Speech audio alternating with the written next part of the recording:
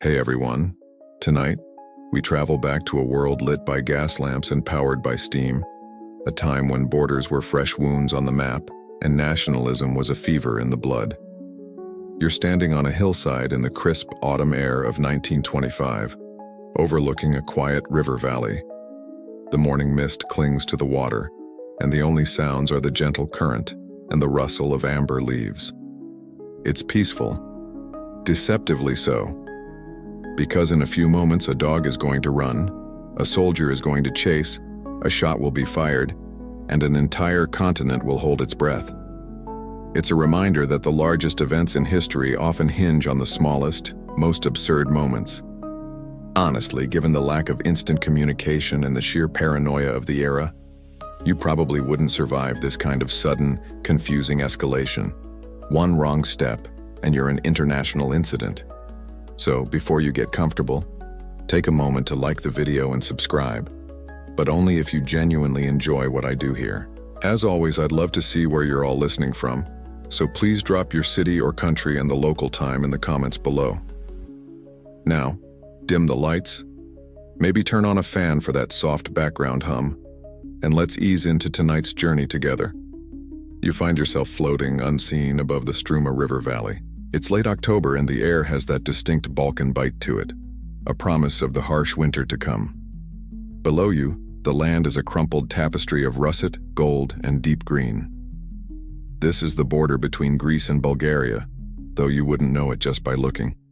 There's no concrete wall, no towering fence topped with barbed wire. The border here is an idea, a line drawn on a map in a faraway European capital by men in starched collars who would never set foot in this rugged landscape. For the people who live here, and more importantly, for the soldiers who guard it, the border is very real. It's a furrow in a field, a particular bend in the river, a lone oak tree on a ridge. It's a line you do not cross. On your side, the Greek side, you see a small whitewashed sentry post, little more than a stone hut with a slate roof.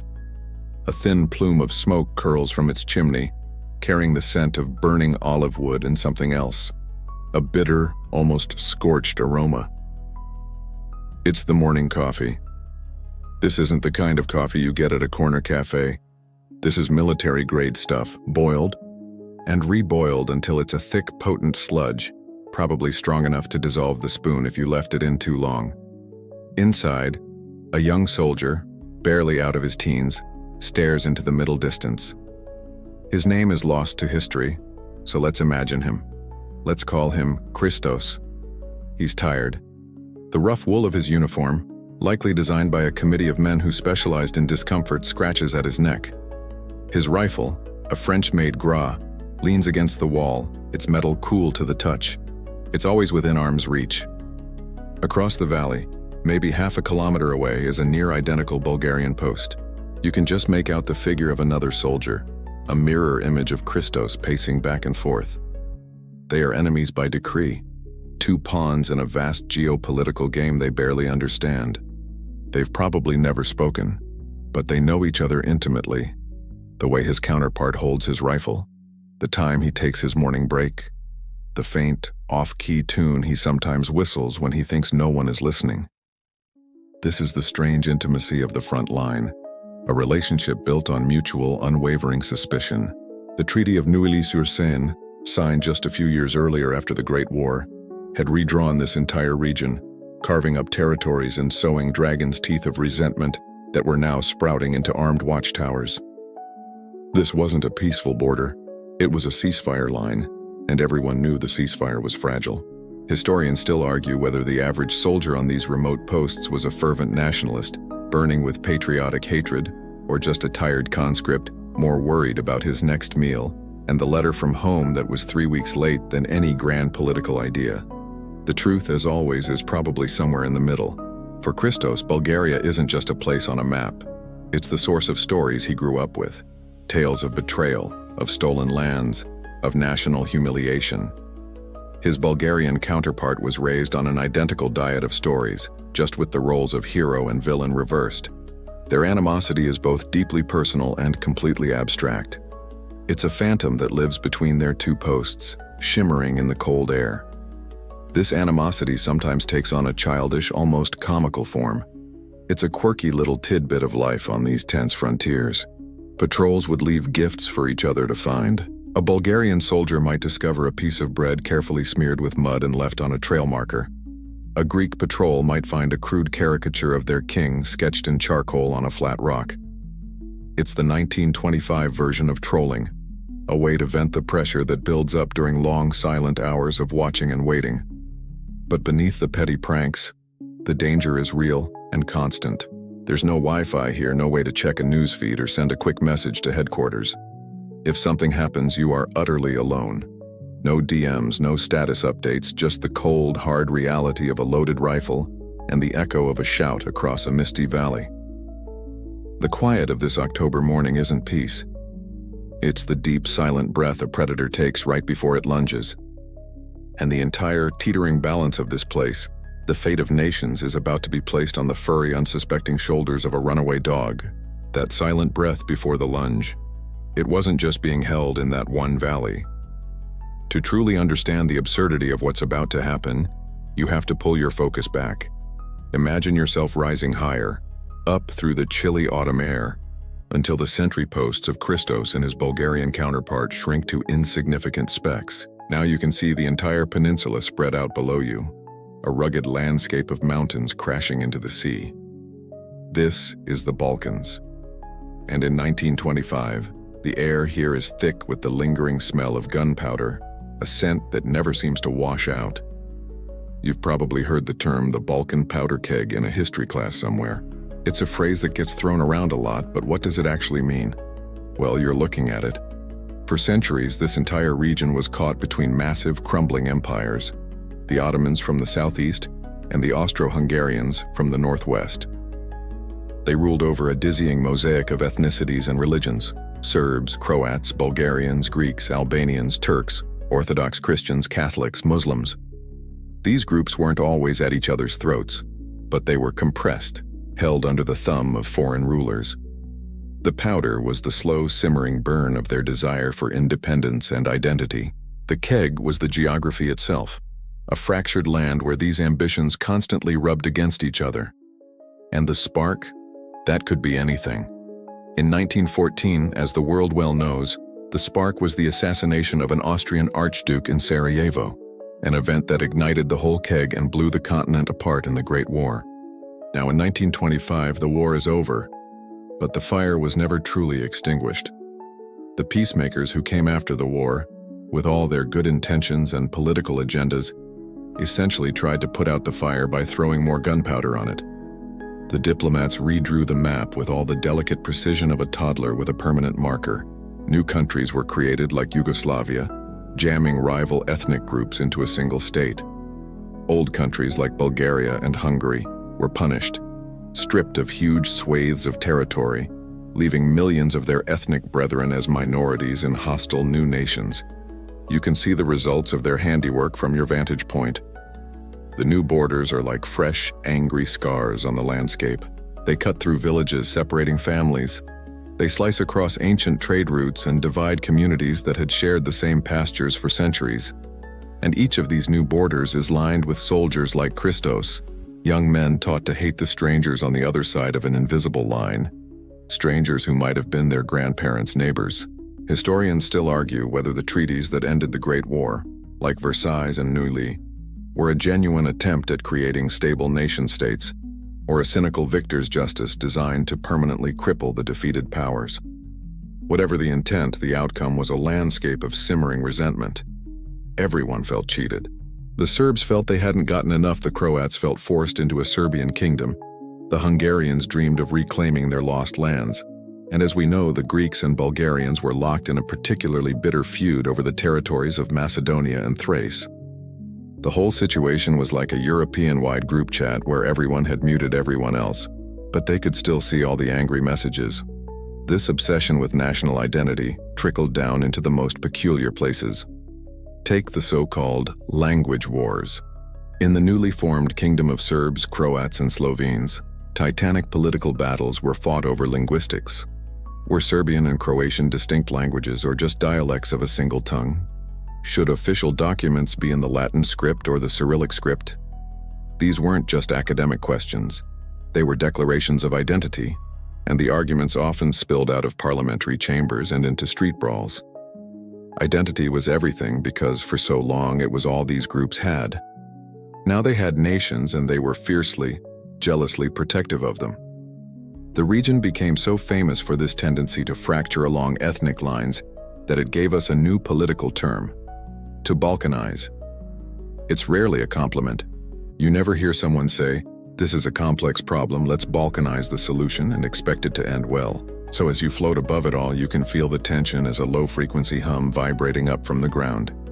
It's in the capitals, where politicians deliver fiery speeches. It's in the schools, where children are taught maps of a greater version of their country. And it's most certainly here, on this quiet border, where the grand, unworkable theories of diplomats become the daily, dangerous reality for bored and frightened young men. They are the guardians of a peace that no one really believes in. They are the human tripwire for the next conflict. The stage is set not just by two soldiers in their huts, but by decades of history, by failed treaties, and by a pervasive sense that the last war hadn't really solved anything. It had just been a prequel. And into this impossibly complicated, historically overwrought, and politically explosive landscape, a dog is about to go for a run. To understand the Greek side of this equation, you need to zoom in from that wide panoramic view of the Balkans and focus your attention on Athens. Down there, in the shadow of the Acropolis, an idea has been poisoning the well of regional politics for nearly a century. It's a beautiful, powerful, and deeply dangerous idea known as the Megali idea, the great idea. Nationalism at its core is a story a country tells itself. It's like your country's epic backstory, but with the boring parts edited out and a really dramatic soundtrack added. And Greece, in the 19th and early 20th centuries, was telling itself one of the most epic stories imaginable.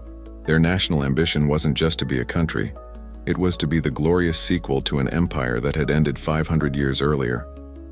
Talk about pressure. The great idea was a dream of resurrection. After centuries under Ottoman rule, Greece won its independence in the 1820s. But the new Greek state was tiny, a small sliver of land containing only a fraction of the ethnic Greek people scattered across the Ottoman Empire. The Megali idea was the national mission to change that. It called for the liberation of all Greek-speaking peoples and the expansion of Greece's borders to encompass them, ultimately to restore the Byzantine Empire with its magnificent capital, Constantinople, what is now Istanbul, as its heart. Imagine an America where the national goal was to reclaim every territory ever held by the British Empire, and you start to get a sense of the sheer breathtaking audacity of this dream. For 100 years, this idea was the engine of Greek life. It dictated foreign policy, started wars, and fueled the passions of every Greek citizen, from the prime minister in Athens to a young soldier like Christos, standing watch on a lonely frontier. And for a while, it worked. Through a series of wars and shrewd diplomatic maneuvers in the 19th and early 20th centuries, Greece grew, expanding north and east, absorbing new territories and populations. This constant success created a powerful sense of destiny, but it also bred a kind of nationalistic arrogance. The world saw a small, scrappy nation. Many Greeks saw a glorious empire in waiting. A quirky but perfect example of this spirit was the revival of the ancient Olympic Games in Athens in 1896. This wasn't just about sport. It was a brilliant piece of international PR. It was Greece announcing to the world, "Remember us? The people who gave you philosophy, democracy, and theater? We're back." Reviving the Olympics was a way to wrap their modern political ambitions in the unimpeachable glory of the classical past. It's hard for other countries to argue with your territorial claims when you're busy inventing the modern marathon and reminding everyone you also invented logic. Historians still argue whether the Megali idea was a natural and justified expression of national self-determination, a people's right to unite, or a form of 19th century romantic imperialism that was destined to end in tragedy. By 1925, the evidence was leaning heavily towards tragedy. Just 3 years earlier, in 1922, the great idea had met its brutal, catastrophic end After World War I, Greece had been granted a mandate to occupy the historically Greek city of Smyrna and its surrounding territory in Anatolia, modern-day Turkey. This was the dream within reach. But a resurgent Turkish nationalist movement, led by the formidable Mustafa Kemal Ataturk, rose from the ashes of the Ottoman Empire and drove the Greek army back into the sea. The campaign was a disaster. The city of Smyrna was burned, and what followed was a horrific period of violence and retribution, culminating in the Asia Minor catastrophe. A compulsory population exchange was agreed upon, forcing over 1 million Orthodox Christians out of Turkey and nearly 500,000 Muslims out of Greece. So the Greece of 1925, the nation that is about to go to war over a dog, is not the confident expansionist Greece of 1919. It is a nation traumatized, humiliated, and seething. It's a country flooded with over 1 million destitute refugees who had lost everything, a constant visible reminder of their national failure. The great idea was dead, and the grief had curdled into a volatile mix of anger and paranoia. They had lost their great historical dream, so they clung with a ferocious intensity to what they had left. Every inch of territory, especially the newly acquired lands in the north bordering Bulgaria, became sacred. Any slight, any provocation, however small, was seen not as a minor border dispute, but as another attempt by their enemies to dismember what remained of their nation. This is the psychological powder keg on the Greek side of the border. It is the mindset of a proud nation that had just suffered an unimaginable defeat and was now desperately, violently, looking for a way to prove it was still strong. They are a wounded animal, and a wounded animal is always the most dangerous. A wounded animal is always the most dangerous, that's true, but it's most dangerous when it feels cornered. Now, you need to shift your focus. Let your perspective drift across the misty Struma River, over the invisible line in the dirt, and settle on the Bulgarian side of the valley. Because if Greece in 1925 was a wounded animal, Bulgaria was a caged one. It was a nation shackled by treaties, stripped of its pride, and simmering with a quiet, suffocating rage. To understand the Bulgarian soldier standing watch, you have to understand that his country had arguably the worst luck of any nation in Europe. Bulgaria in the early 20th century had the kind of luck you'd expect from a person who walked under a ladder to chase a black cat that had just broken a mirror. Their string of calamities had a name: the national catastrophes. The first one came in 1913. In the First Balkan War, a united league of Balkan states, including Bulgaria and Greece, had spectacularly driven the Ottoman Empire almost completely out of Europe. But when it came time to divide the spoils, they immediately turned on each other. Bulgaria, feeling it had done the bulk of the fighting, felt cheated out of its rightful gains in Macedonia. So they launched a surprise attack on their former allies, Greece and Serbia. It was a disaster. Romania and the Ottoman Empire joined in against them, and Bulgaria was swiftly and soundly defeated. They lost huge amounts of territory, including lands populated by ethnic Bulgarians. This Second Balkan War is where the modern, venomous strain of Greco-Bulgarian hatred was truly born. Then came the Great War. Still smarting from its humiliation, Bulgaria saw a chance for revenge. Historians still argue whether Bulgaria's decision to side with Germany and the Central Powers in World War I was a calculated geopolitical move to reclaim lost territory, or an act of desperate opportunism born from its diplomatic isolation after the Second Balkan War. Whatever the reason, they backed the wrong horse. For a second time in 5 years, they ended up on the losing side of a major European conflict. And this time, the victors, which included Greece, were in no mood for mercy. The punishment was codified in the 1919 Treaty of Neuilly-sur-Seine, a document that is to Bulgarians what the Treaty of Versailles is to Germans, a symbol of ultimate national humiliation. The terms were crushing. They were forced to pay crippling war reparations. Their army was neutered, reduced to a small volunteer force of 20,000 men with no air force and no heavy artillery, barely enough to police their own borders, let alone fight a war. But the cruelest cut, the one that truly broke the national spirit, was the loss of territory. The treaty stripped them of western Thrace, and with it, their direct access to the Aegean Sea, handing the entire coastline over to their arch-rival Greece. Losing your coastline is a big deal for any country. It is like your nation's beautiful beachfront property suddenly being given to the noisy neighbors you already can't stand. For Bulgaria, it was a profound economic and psychological blow. From the hills of their new southern border, they could still see the sea, smell the salt on the wind, but they couldn't reach it. It was a constant, taunting reminder of everything they had lost. This loss became a national obsession. A strange and persistent fringe belief even took hold in some villages. A rumor mill that churned out stories of secret tunnels being dug by patriots through the mountains, creating a hidden path back to their lost ports. Of course, it was pure fantasy, the stuff of wishful thinking, but it speaks volumes about the collective trauma. The sea had become a phantom limb. The nation could still feel it, even after it had been amputated. So when that Bulgarian sentry, the mirror image of Christos, stares across the valley, he isn't just looking at a rival soldier. He's looking at a symbol of his country's subjugation. He sees the nation that took his coastline, the army that helped defeat his. The people who now occupy land he was taught from birth was rightfully his. The treaty didn't just ask them to pay for dinner. It asked them to pay for the whole restaurant, hand over their car keys, and promise not to drive anything faster than a bicycle for the next 20 years. So in 1925, Bulgaria is weak, resentful, and politically fragile. They know they cannot win a conventional war against Greece.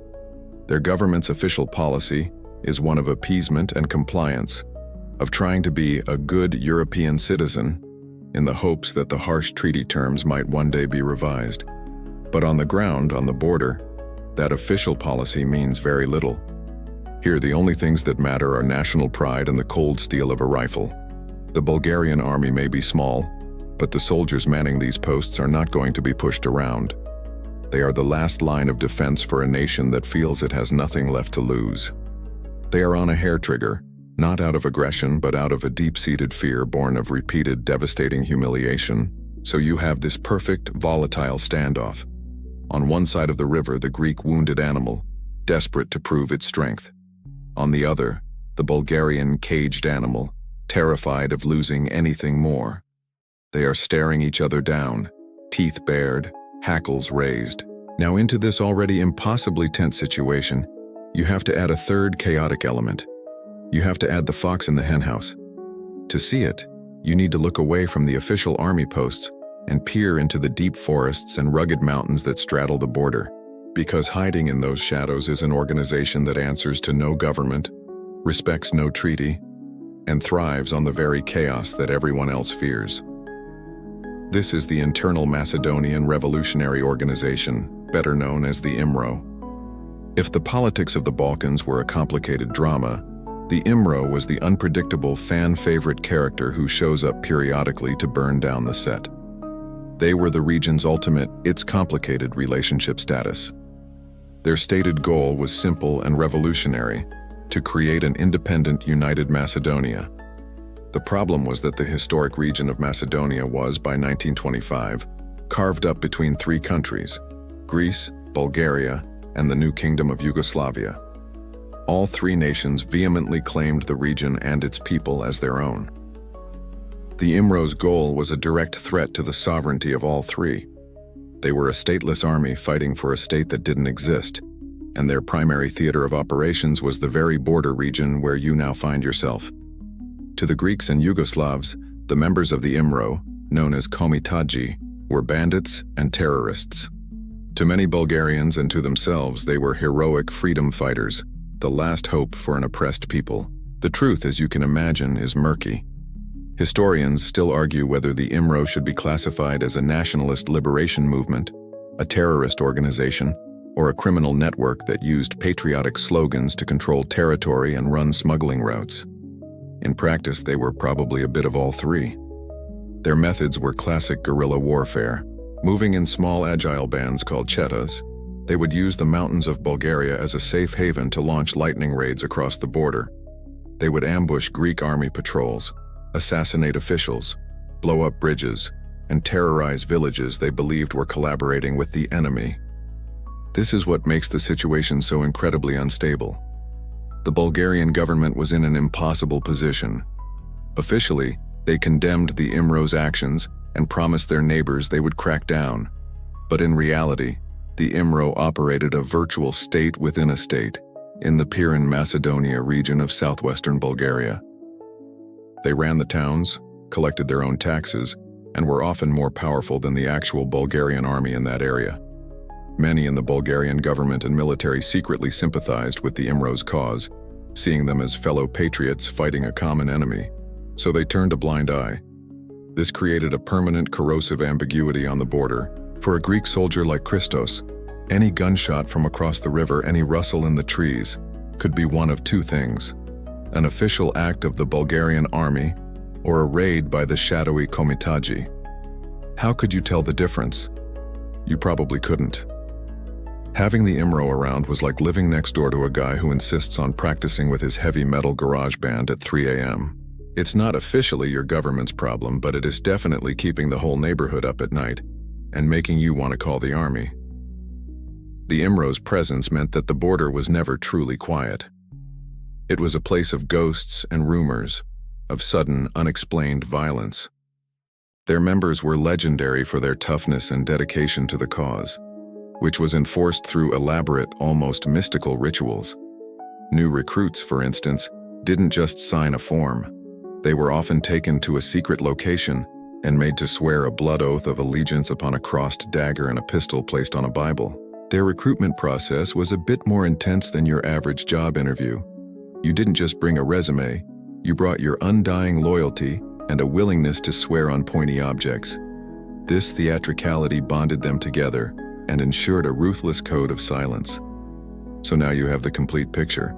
You have two hostile, traumatized nations staring each other down across an arbitrary line, and you have a well-armed, highly motivated guerrilla force constantly slipping back and forth across that line, deliberately trying to provoke a conflict they believe will help their cause. Every soldier on this border knows that the next shot fired could be the one that ignites everything. It's not a question of if a major incident will happen, but when. And crucially, who will be blamed for it. And the person who has to live with that constant gnawing question every single day, the question of when the incident will happen and who will be blamed, is the soldier at his post.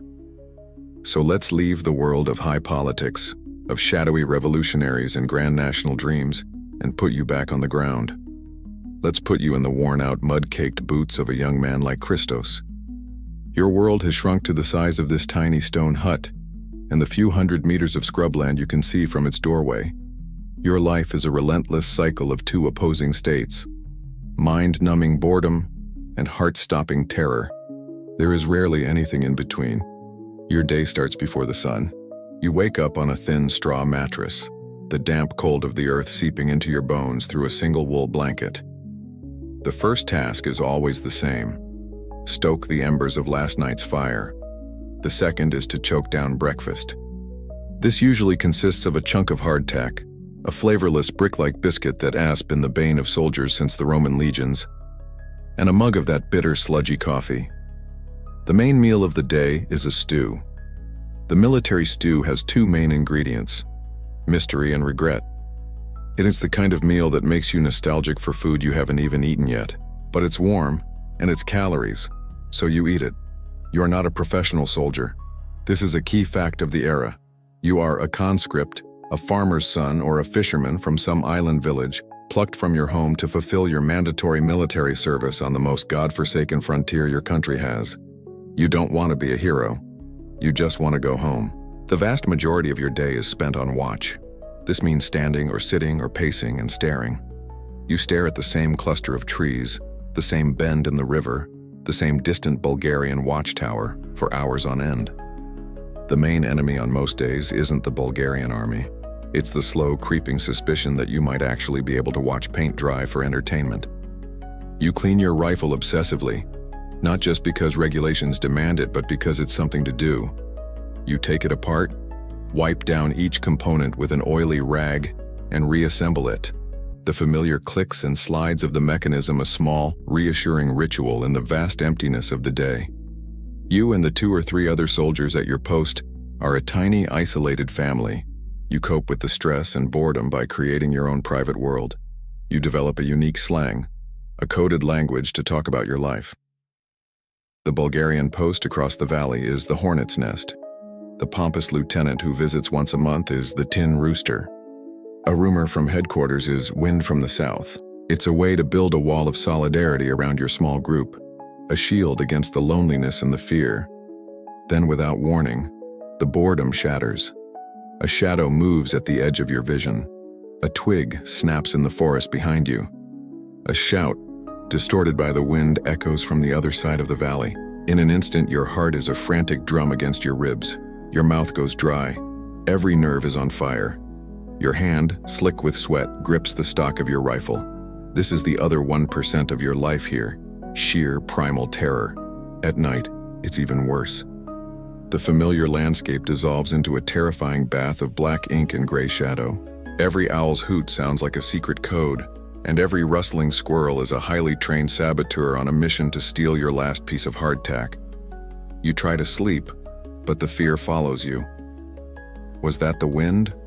Or was it the whisper of a kamikaze creeping towards the wire? The psychological toll of this constant switch between monotony and high alert is immense. Historians still argue whether the psychological condition now known as PTSD was recognized or even conceptualized by military commands of the 1920s, or if soldiers suffering from combat stress were simply dismissed as cowards or malingerers. For you, here and now, there is no diagnosis. There is only the knot in your stomach and the prayer that the sun will rise soon. This is the state of mind of the men on both sides of this border. They are not warmongering fanatics. They are exhausted, underfed, and perpetually anxious young men. They are primed for a mistake. Their reactions are honed not by strategic thinking, but by pure instinct and adrenaline. They are so conditioned to expect the worst that they have forgotten how to imagine anything else. So when something finally does break the monotony, something as simple and as normal as a dog chasing after a stray scent, the reaction won't be measured. It will be instantaneous. It will be tragic. And it will be the spark that everyone has been dreading. The tragedy, when you think about it, is that the instantaneous, instinctual reaction of a tired soldier on a remote frontier should have been contained. It should have been a local matter, a brief flare-up of violence to be investigated by junior officers, smoothed over with apologies and maybe a small payment to a grieving family. It should have been a footnote in a dusty military logbook, but it wasn't going to be. Because the man in charge back in Athens, the man whose desk this report would eventually land on, was anything but measured, calm, or diplomatic. To understand the absurdly violent overreaction that is coming, you have to meet the dictator. So, let your perspective be drawn away from the dreary border and travel south, to the sun-drenched but politically stormy streets of Athens. Here, in the corridors of power, a new figure is casting a very large shadow. His name is General Theodoros Pangalos. Pangalos had come to power just a few months earlier, in June 1925, not through an election, but through a military coup. He didn't just climb the ladder of power. He kicked it over and declared that from now on, everyone would just use the Pangalos-approved elevator, which only went up. He saw himself as the savior of the nation, the strongman Greece needed to recover from the trauma of the Asia Minor catastrophe and the political instability that followed. He was, to put it mildly, a character. Pangalos was vain, impulsive, and possessed a temper as short as his patience for democracy. He was fiercely, almost cartoonishly, nationalistic. He was the kind of man who might send a steak back at a restaurant for not being patriotic enough. In his own mind, he was the heir to Pericles and Alexander the Great, a man of destiny who would restore Greece's honor through sheer force of will. To almost everyone else, he was a volatile autocrat with a messiah complex. Historians still argue whether Pangalos's aggressive nationalism was a genuine ideological belief he held dear, or a populist tool he used to solidify his shaky grip on power after the coup. Either way, the result was the same: a foreign policy based on bluster, intimidation, and a prickly sense of national honor. You can learn a lot about a ruler from the laws they make, and Pangalos's decrees were a window into his strange, micromanaging mind. He censored the press, jailed his political opponents, and demanded absolute loyalty. But he was also known for his bizarrely specific social edicts. His most famous was a law dictating the maximum acceptable length of a woman's skirt. Skirts, he declared, could not end more than 30 centimeters above the ground. He was simultaneously trying to resurrect the Byzantine Empire and acting as the nation's self-appointed fashion police. It's a very specific and very weird combination of ambitions. There are accounts of police in Athens being issued with measuring tapes to enforce this decree on public streets, a perfect symbol of his regime. Authoritarian, intrusive, and slightly ridiculous. So this is the man at the helm. He is new to power, and like many dictators, he is insecure. He needs to project an image of absolute strength and control. He cannot afford to look weak. He is also a true believer in the idea that Greece is surrounded by enemies who are constantly plotting its downfall, chief among them, Bulgaria. For a leader like Pangalos, a border incident is not a problem to be solved. It's an opportunity. It's a chance to rally the country behind him to distract from the economic problems and political oppression at home. It's a chance to show the Bulgarians, the Turks, and the whole of Europe that Greece is not the broken, humiliated nation of 1922. It is a power to be feared. He is a powder keg in a suit, sitting in the capital, just waiting for a spark. And the terrified, exhausted young men on the northern border, reacting instinctively to a sudden break in their routine, are about to provide him with one. The quiet diplomacy that could have prevented this crisis doesn't stand a chance, because the first and loudest voice that will matter in the Greek response belongs to a man who only knows how to shout. So you have a dictator in Athens, a man itching for a fight, who sees any border incident as a golden opportunity to project strength. But what about Sophia, who is on the other end of the metaphorical telephone line when this crisis erupts? To find out, you must shift your gaze north again, across the mountains to the wide, yellow-cobbled boulevards of the Bulgarian capital. The situation there could not have been more different. If the Greek government was a powder keg waiting for a spark, the Bulgarian government was a man frantically trying to defuse a bomb that was already ticking. The government in Sofia is led by Prime Minister Alexander Sankov. Like Pangalos, he had also come to power in a coup, but his was back in 1923. His regime, a coalition of various right-wing and centrist parties, was not a fresh, swaggering dictatorship, but a weary, battle-scarred administration trying desperately to hold a fractured country together. Bulgaria's government in 1925 was less a stable administration and more a frantic plate spinner at a circus, trying to keep nationalism, communism, and a ruined economy from all crashing to the ground at once. Sankov was walking the thinnest of tightropes. On one side were the powerful nationalist factions and the IMRO, who viewed his government's compliance with the Treaty of Neuilly as a national betrayal. They were constantly pushing for a more aggressive foreign policy, for a stand against Greece and Yugoslavia. On his other side was a threat that was, if anything, even more terrifying: the Bulgarian Communist Party. And this threat was not theoretical. You see, just 6 months before our story begins, in April of 1925, Sofia had been the site of one of the deadliest terrorist attacks in modern history. In a desperate attempt to wipe out the entire political and military leadership of the country, communist militants had placed a massive bomb in the roof of the St. Nedelya Church. They detonated it during the funeral of a prominent general, a service they knew would be attended by the entire government. The explosion was catastrophic. The church's main dome collapsed, killing over 150 people and injuring hundreds more. The Prime Minister, Sankov, survived only by a twist of fate. He had been delayed and was not yet in the church. The attack sent a wave of absolute shock and horror across the nation and the world. The government's response was swift and savage. A brutal period of martial law known as the April Events followed, in which thousands of communists, leftists, and intellectuals were rounded up, arrested, and in many cases, executed without trial. Historians still argue whether the Sankov government was a necessary evil that saved Bulgaria from a communist revolution or a brutal proto-fascist regime that used the Red Scare as an excuse to eliminate all political opposition. But what is not in dispute is the psychological state of the Bulgarian leadership in October 1925. They were traumatized, paranoid, and utterly obsessed with maintaining internal stability. The St. Nedelya bombing had left a deep scar. For months afterwards, a strange paranoia gripped the capital.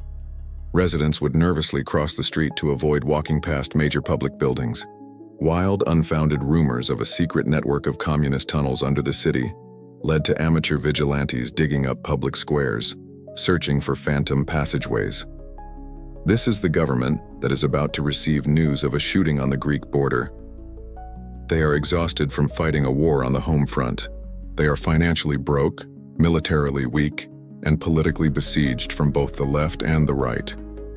Their entire foreign policy is built on one simple, desperate principle: avoiding conflict at all costs. Their strategy was essentially, please, nobody notice us.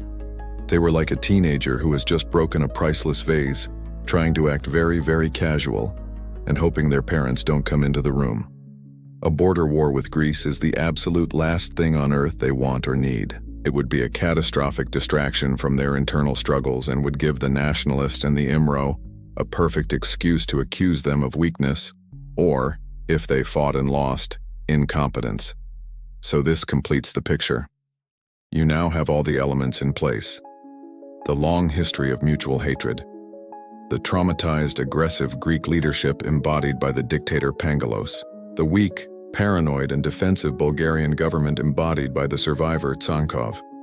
The chaotic wild card of the IMRO lurking in the mountains. And the poor, exhausted conscripts on both sides of the border, living on a knife's edge of boredom and fear.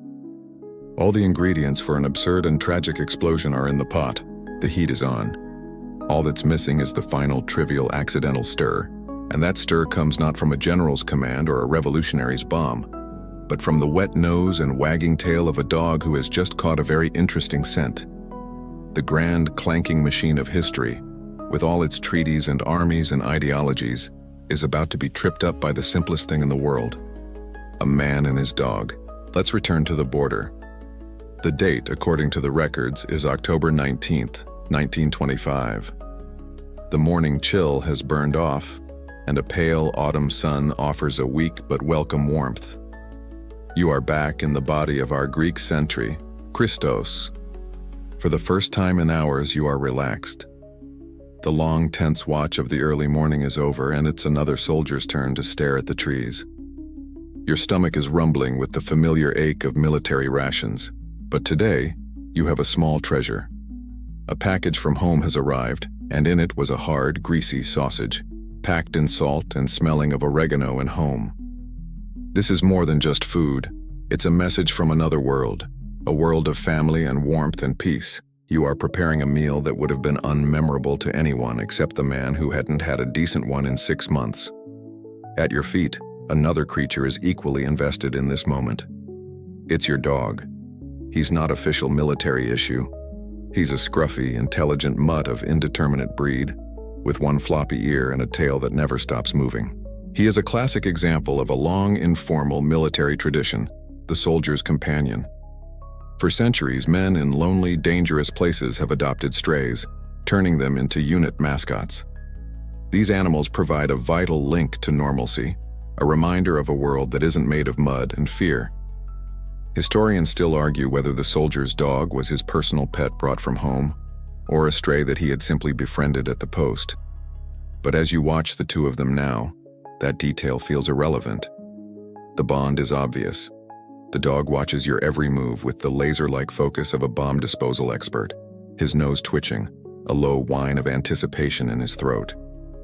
You've built a small fire between two rocks and have the sausage sizzling in a small battered pan. The smell is magnificent.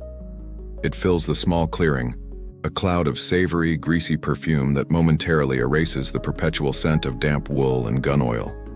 You take a piece of hardtack from your pocket and turn your back for just a second, looking for your knife to slice it. That's all it takes, a moment of distraction. In that split second, the dog makes a decision. He was operating on a simple, timeless principle known to canines everywhere.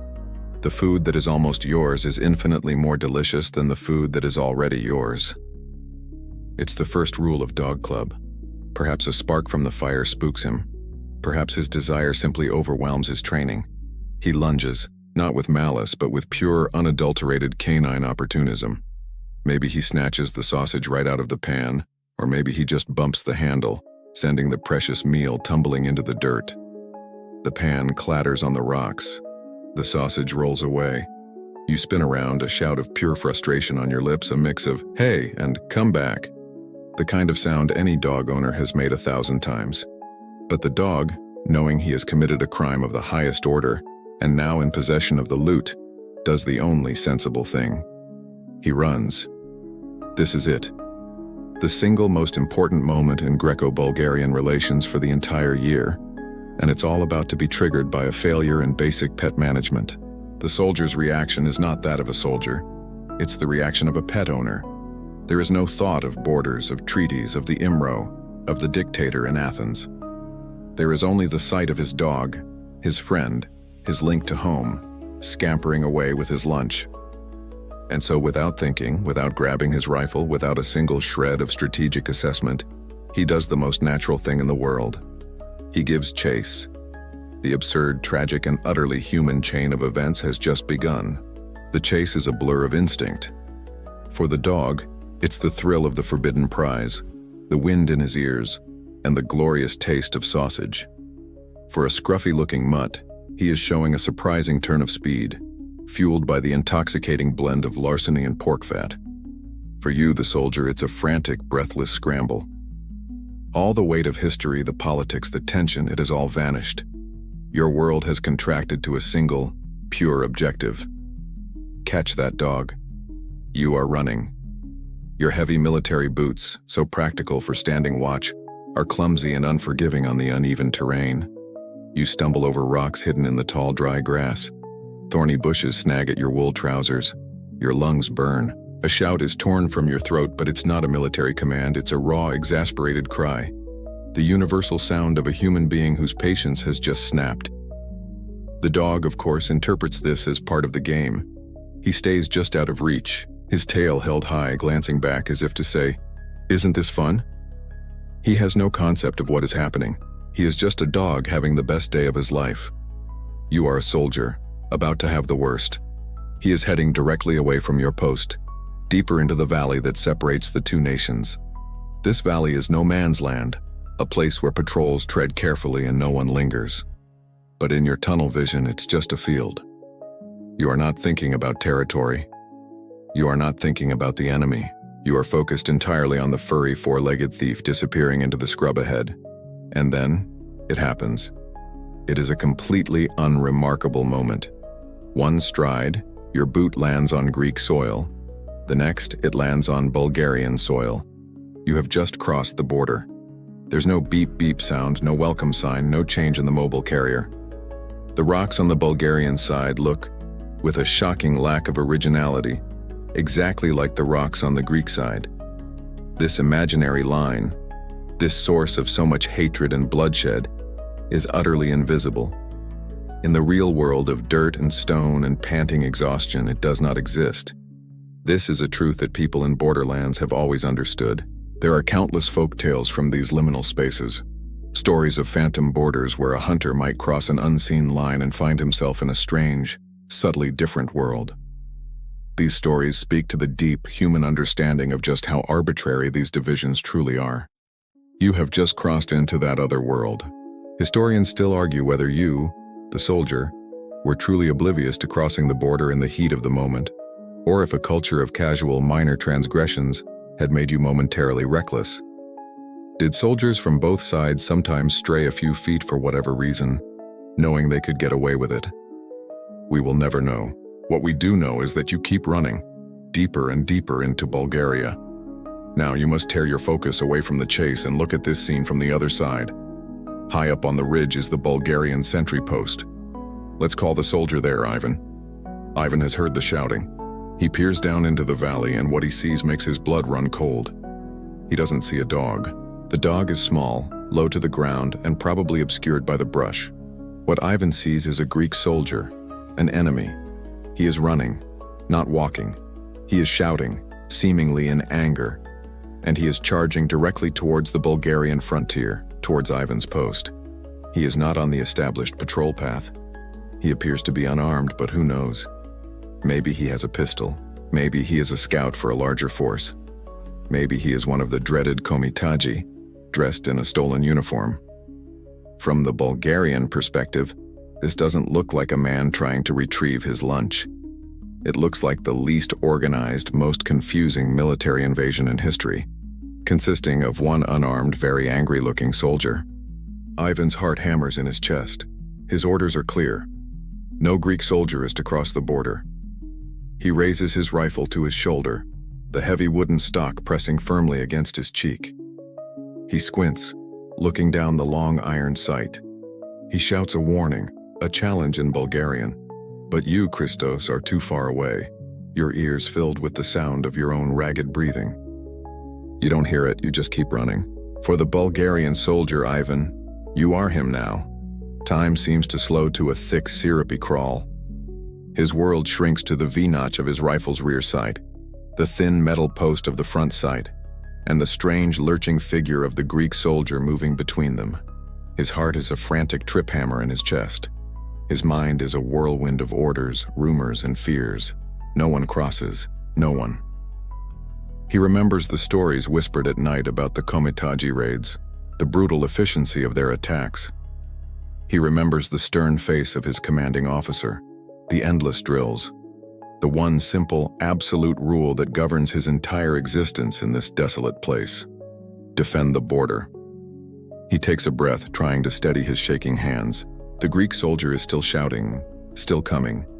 Is this a probe? A diversion? A lone madman? It doesn't matter. He is where he is not supposed to be. He is an anomaly, a threat that must be neutralized. This is what happens when centuries of geopolitical tension, 2 national traumas, and a guerrilla insurgency are all asked to officiate a dispute over a sausage. The decision is not really a decision at all. It is a pre-programmed response, the inevitable outcome of all the history we have just explored. Historians still argue whether the Bulgarian sentry's shot was a panicked reaction based on standing orders, or a more deliberate, albeit tragic, misinterpretation of a genuine threat. But for you, Ivan, in this single eternal second, it feels like the only choice you have. You hold your breath. You gently squeeze the cold, curved steel of the trigger. You are using a Mannlicher M95 rifle, a weapon famous for its reliability and its ability to turn a simple misunderstanding into an irreversible international catastrophe with one pull of a trigger. The mechanism clicks. The firing pin strikes the primer. The cordite inside the brass casing ignites, and in a controlled, violent explosion, it sends a heavy 8mm bullet down the rifled barrel. The rifle bucks against your shoulder like a mule, a hard, punishing jolt. An instant later, the sound hits you, a deafening crack that slams against your eardrums. A puff of gray, acrid smoke momentarily obscures your vision. The sound of that shot rips through the quiet afternoon air. It is not a subtle noise. It is the sound of violence, a brutal tearing of the valley's fabric of peace. In the 1920s, the bullets were large, and they traveled slower than modern rounds. You could sometimes hear them, a distinct, menacing zip or crack as they passed. For a split second, there are 3 sounds: the initial blast of the rifle, the faint whistle of the projectile, and then a wet, sickening thud. Your perspective snaps back to an impartial observer, watching from above. You see the Greek soldier, Christos. He is mid-stride. One moment he is a man in motion, driven by the simple, trivial goal of catching his dog. The next, his forward momentum ceases. His body convulses, a marionette whose strings have been abruptly cut. He stumbles, not with the clumsiness of a runner on uneven ground, but with the final, graceless collapse of a body whose life force has just been extinguished. He falls forward into the dry grass and does not move again. The single piece of lead that has just crossed the valley has done more to change Greco-Bulgarian relations than 100 diplomatic notes ever could. The dog, who had been leading the chase, stops. The sausage is forgotten. He turns, confused by the sudden noise and the abrupt end to the game. He trots back to his master, whining, nudging the still form with his wet nose. He doesn't understand. And then, after the echo of the gunshot finally dissipates, a new sound takes over. Silence. It is a profound, terrifying silence, heavier and more menacing than the shot itself. Everyone in the valley on both sides of the border has heard it. Every soldier at every post is now bolt upright, rifle in hand. That heavy ringing silence lasts for maybe 10 seconds. But in those 10 seconds, a new reality solidifies. A line has been crossed. A man is dead. And then, the silence is shattered. It is broken by a raw, guttural scream of rage from the Greek side of the border. You are at the Greek sentry post now with Christos's comrades. You heard the shot. You saw your friend, the man you shared your morning coffee with, fall. You have no context. You did not see the dog. You did not see the chase. All you saw was your friend, on the other side of the border for reasons you can't fathom, being shot down like an animal. In your mind there is no ambiguity. This is murder. This is an ambush. This is the treachery you have been warned about since you first put on this uniform. Grief and fury, a potent and blinding cocktail, surge through your veins. You and the other sentries grab your rifles, your movements clumsy with adrenaline.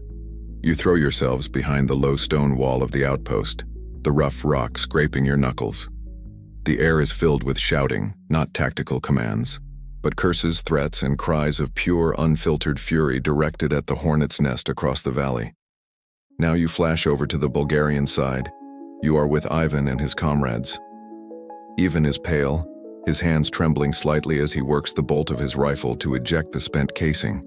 He is in shock, but his fellow soldiers are not. They saw the Greek soldier run onto their territory. They heard Ivan's warning shout. They saw him fire. As far as they are concerned, Ivan did his duty. He followed his orders. He repelled an intruder. And now, they hear the enraged shouting from the Greek post, and they see the glint of rifle barrels appearing over the stone wall. The Greeks are preparing to attack. Their response is automatic, a mirror image of the other side. They too take cover, their own rifles aimed and ready, shouting their own warnings and curses back across the empty space. The two sides are now engaged in the world's most dangerous shouting match, a spirited debate where the main arguments are made with rifles. It's a dialogue of the deaf. Not only is the language a barrier, but both sides are operating from two completely different, and in their own way, completely logical sets of facts. The Greeks believe they have witnessed a cold-blooded execution. The Bulgarians believe they have just thwarted a border incursion and are about to be attacked in retaliation. Meanwhile, the only witness who knows the complete, unbiased truth of the matter, the dog, is still whining over the body of his master. A pathetic, lonely sound nearly lost in the rising storm of human anger. This is a crisis being managed by men whose only source of information is what they can see through a pair of cheap binoculars, and what they can guess from the other side is tone of voice. It's like trying to de-escalate a hostage situation via angry pantomime. In this hyper-adrenalized state, perception itself begins to warp. Soldiers on both sides are likely experiencing a form of battlefield hypnosis. Time seems to stretch and compress. The shouts from the other side sound distorted, monstrous. Every movement, every glint of sun on metal is interpreted as a sign of imminent deadly aggression.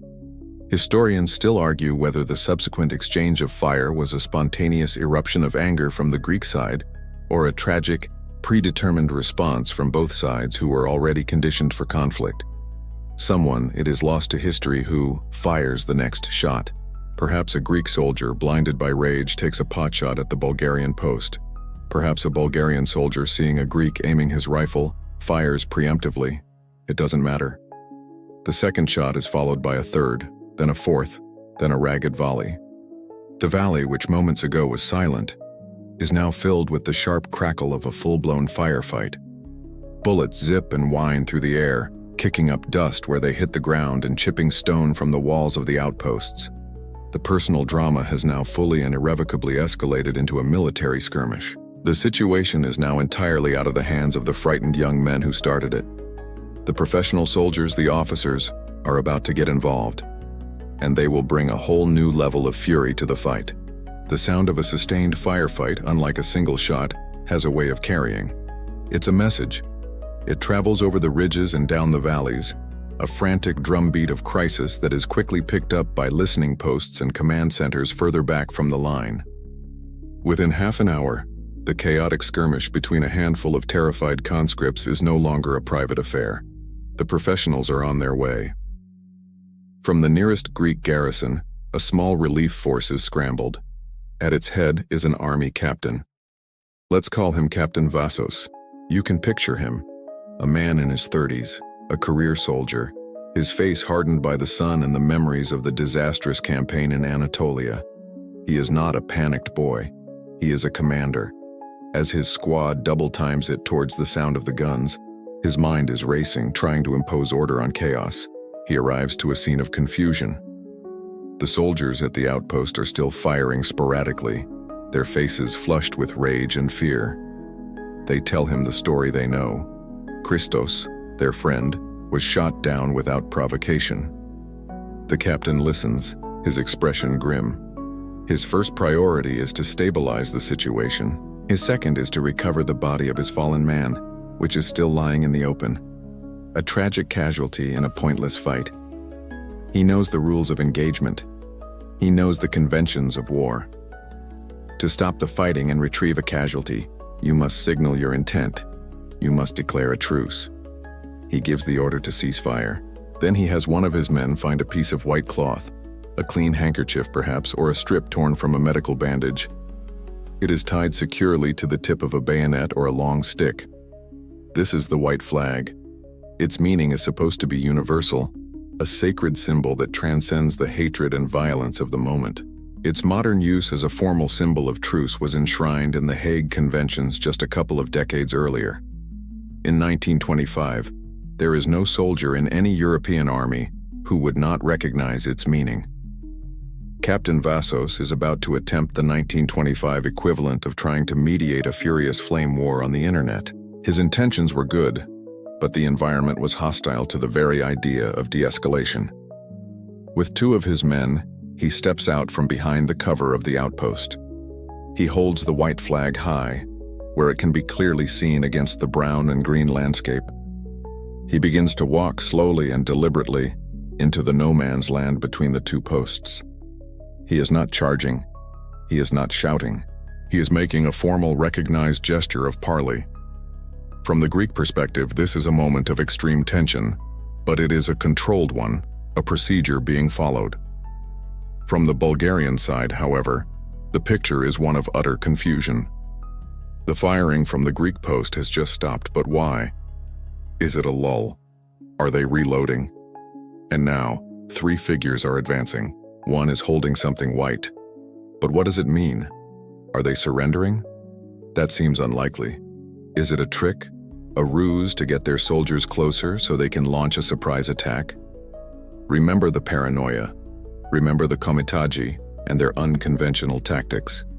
Remember the profound, deep-seated mistrust.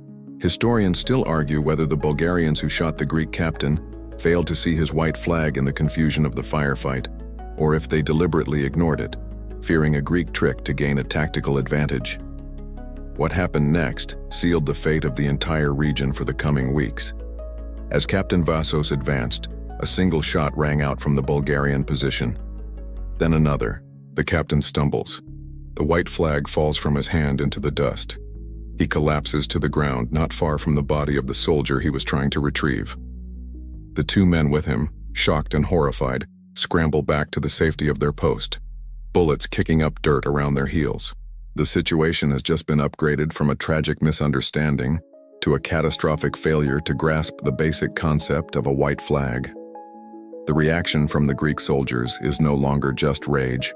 It is a righteous, volcanic fury. An enlisted man being killed in a skirmish is a tragedy of war, but an officer, a commander, being shot down while carrying a flag of truce is a monstrous crime. It is a violation of military honor, an insult of the highest order. Killing a soldier is an act of war. Killing an officer under a flag of truce is, in the formal language of military honor, a "you did not just do that" moment, and it guarantees a furious response. The news that travels back to regional headquarters will no longer be of a sentry killed. It will be of a captain, murdered while trying to make peace. This is the story that will land on the desk of General Pangalos. A story is a living thing. It changes as it is told. Sometimes it grows, sometimes it shrinks, and it almost always sheds its inconvenient complexities to become something simpler, stronger, and more useful to the teller. and the story of the dead soldier and the murdered captain is about to go on a journey. You must now watch as this raw, chaotic event is packaged, polished, and sent up the chain of command. With each step, it will become less like the truth and more like a weapon. The journey begins in the chaos of the border. The first report is likely shouted over the crackle of a primitive field telephone, or scribbled hastily on a dispatch pad by a frantic lieutenant. The message is urgent and to the point: hostilities at Post 7. One sentry killed on Bulgarian territory. Captain Vassos killed while advancing under a white flag. Exchange of fire ongoing. This initial report is mostly factual. It contains the key, devastating details. Crucially, it does not speculate on motive. It is a snapshot of a crisis in progress. But this raw snapshot will not be what reaches Athens. The first stop is the regional battalion headquarters, probably a few miles back from the border. Here, a major or a colonel, a man with a broader view of the strategic situation, receives the message. He is already conditioned by years of low-level conflict and reports of IMRO raids. He sees the word "sentry killed on Bulgarian territory" and "captain murdered," and his mind immediately fills in the blanks. An accident? A misunderstanding? Unlikely. This is a deliberate provocation. When he forwards the message to the divisional command, the language has already begun to shift. The story is traveling faster than the truth ever could, mostly because the story stopped to put on a fancy uniform and a handlebar mustache to look more impressive. The new report might read something like, "Confirmed, Bulgarian forces have launched an unprovoked attack on our border positions. They have killed one of our soldiers and executed a Greek captain under a flag of truce. Our men are engaged and holding their positions." Notice the changes. Hostilities has become an unprovoked attack. Killed has become executed. The nuance is gone. The story is now one of clear Bulgarian aggression and Greek victimhood. This is the world's deadliest game of telephone.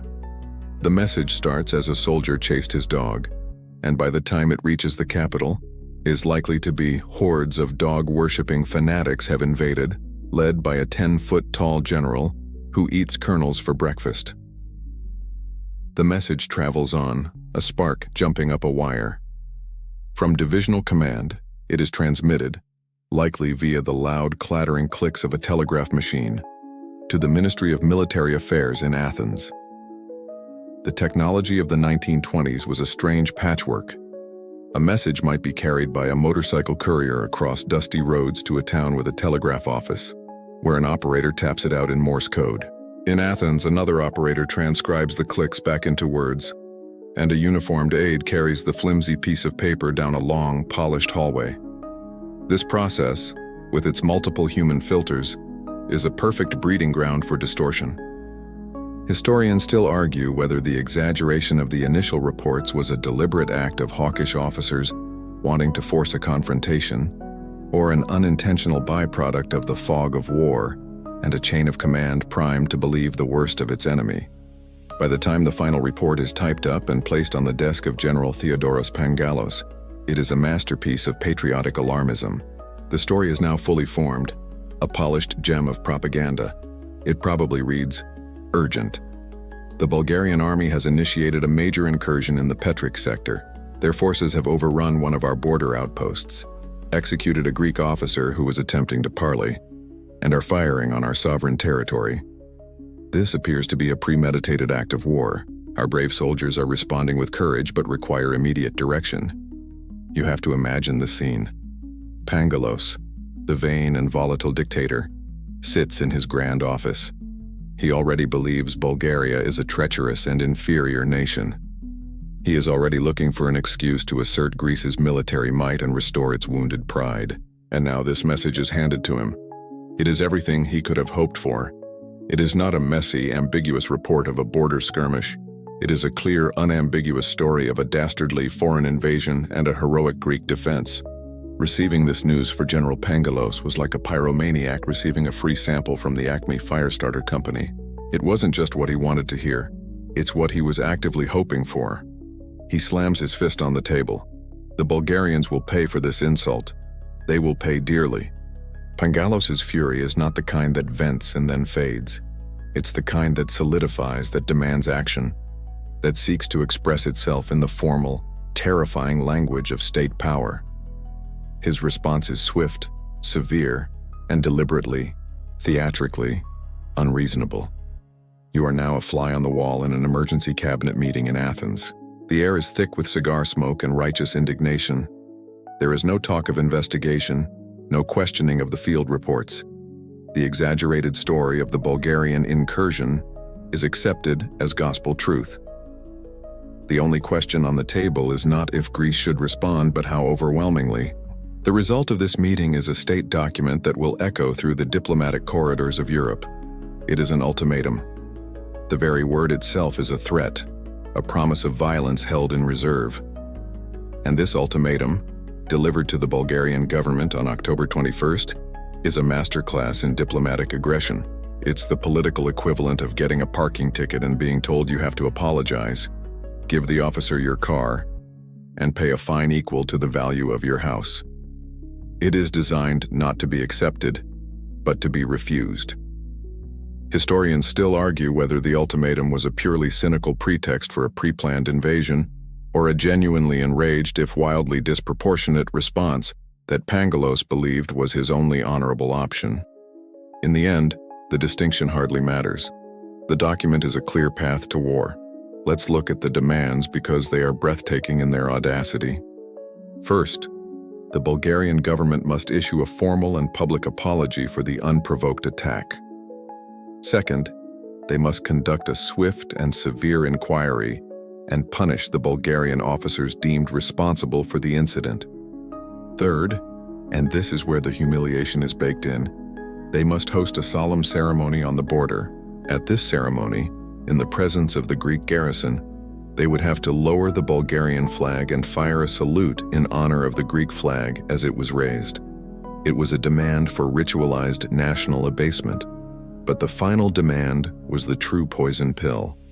Greece demanded an indemnity, a fine, of 2 million French francs to be paid as compensation to the families of the victims. This wasn't just a random number. The French franc was a stable, hard currency, and 2 million of them represented an astronomical sum for the nearly bankrupt Bulgarian state. It was a deliberately crippling amount, chosen specifically because it would be impossible for Bulgaria to pay. And all of this, the apology, the punishments, the humiliating ceremony, and the impossible payment, had to be accepted and acted upon within 48 hours. The 48-hour deadline was the masterstroke of belligerence.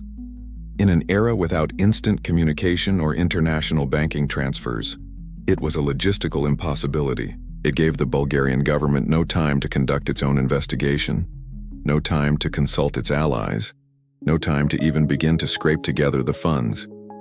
Giving them 48 hours to come up with 2 million francs was like asking a man to build you a canoe in 2 days when he lives in the desert and you've just confiscated his pocket knife.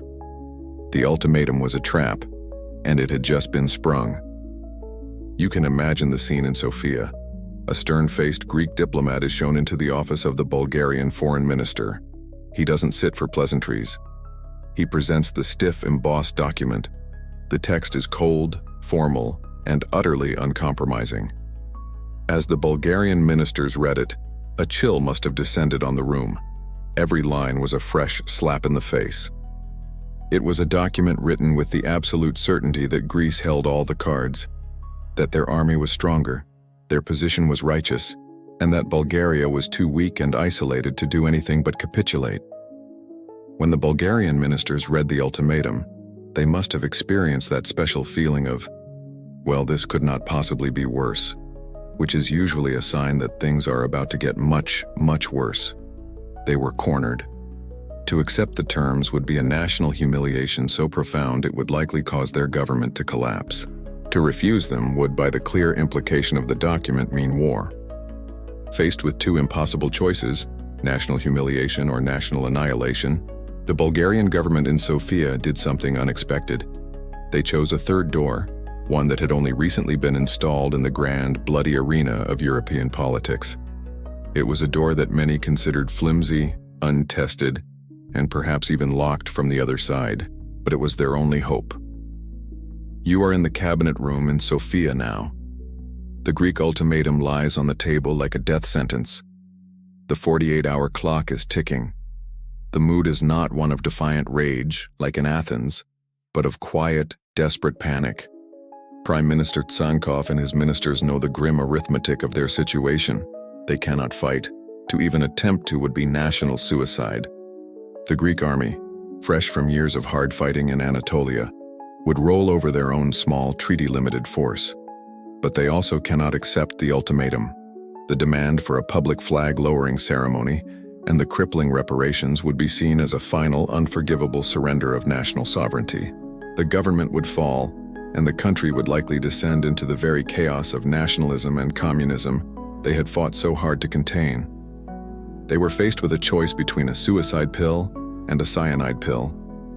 Wisely, they decided to look for a third option on the menu, which was labeled, "Call a superhero who may or may not actually exist." That superhero was the League of Nations. You have to understand what a radical, almost fanciful idea the League was in 1925.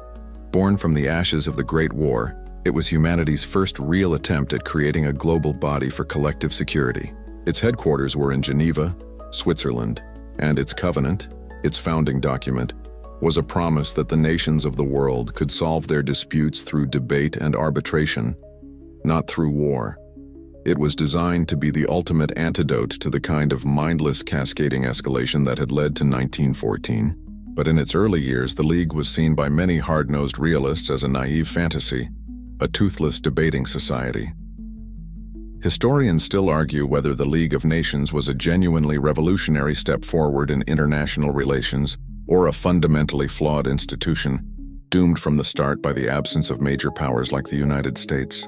The League of Nations was the world's brand new bouncer, hired to keep the peace.